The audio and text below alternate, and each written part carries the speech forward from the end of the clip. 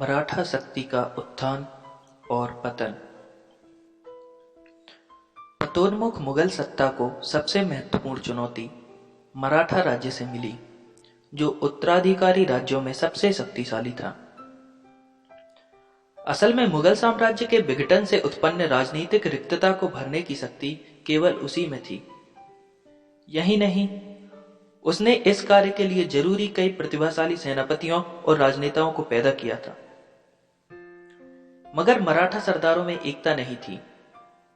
उनके पास एक अखिल भारतीय साम्राज्य बनाने के लिए आवश्यक दृष्टिकोण और कार्यक्रम नहीं था।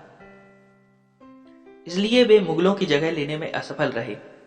मगर जब तक उन्होंने मुगल साम्राज्य को खत्म नहीं किया, तब तक वे उसके खिलाफ लगातार लड़ाई करते रहे।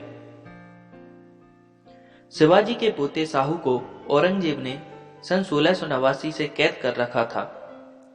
औरंगजेब उसकी तथा उसकी मां के साथ उनके धर्म, जाति तथा अन्य चीजों का पूरी तरह ख्याल कर बड़ी शिष्टता, इज्जत तथा लिहाज के साथ पेश आया। उसकी उम्मीद थी कि शायद शाहू के साथ कोई राजनीतिक समझौता हो जाए। शाहू को सन 1707 ईस्वी में औरंगजेब की मौत के बाद रिहा कर दिया गया। फिर जल्द ही शाहू और कोल्हापुर में रहने वाली उसकी चाची ताराबाई के बीच गृह युद्ध छिड़ गया। ताराबाई ने अपने पति राजाराम के मरने के बाद अपने बेटे शिवाजी द्वितीय के नाम से मुगल विरोधी संघर्ष सन 1700 में चला रखा था। मराठा सरदारों ने सत्ता के लिए संघर्ष करने वालों में से किसी न किसी का पक्ष लेना आरंभ कर दिया। हर मराठा सरदार के पीछे सिपाही थे जो केवल उसी के प्रति निष्ठा रखते थे।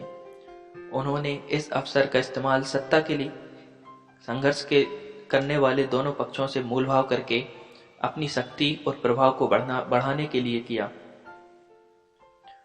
उनमें से अनेक ने दक्कन के मुगल नवाबों के साथ मिलकर साजिशें भी की।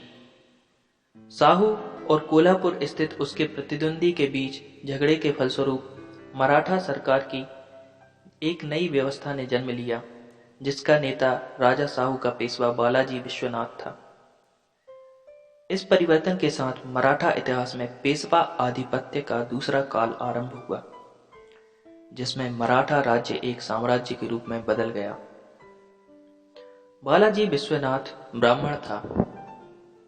उसने अपना जीवन एक छोटे राजस्व अधिकारी के रूप में प्रारंभ किया था और धीरे धीरे बढ़कर एक बड़ा अधिकारी हो गया। शाहू को अपने दुश्मनों को कुचलने के काम में उसने अपनी निष्ठापूर्ण और जरूरी सेवा दी।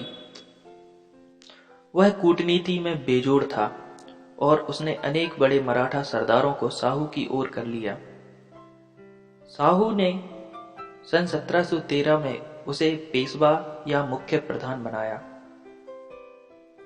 बालाजी विश्वनाथ ने धीरे धीरे शाहू और अपना आधिपत्य मराठा सरदारों और अधिकांश महाराष्ट्र पर कायम किया। केवल कोल्हापुर के दक्षिण के इलाके पर राजाराम के वंशजों का शासन रहा। पेशवा ने अपने हाथों में शक्ति का संकेंद्रण कर लिया और अन्य मंत्री तथा सरदार उसके सामने प्रभावहीन हो गए। वस्तुतः वह और उसका बेटा बाजीराव प्रथम ने पेशवा को मराठा साम्राज्य का कार्यकारी प्रधान बना दिया। बालाजी विश्वनाथ ने मराठा शक्ति को बढ़ाने के लिए मुगल अधिकारियों के आपसी झगड़ों का पूरा फायदा उठाया। उसने दक्कन का चौथ और सरदेशमुखी देने के लिए जुल्फिकार खां को राजी कर लिया।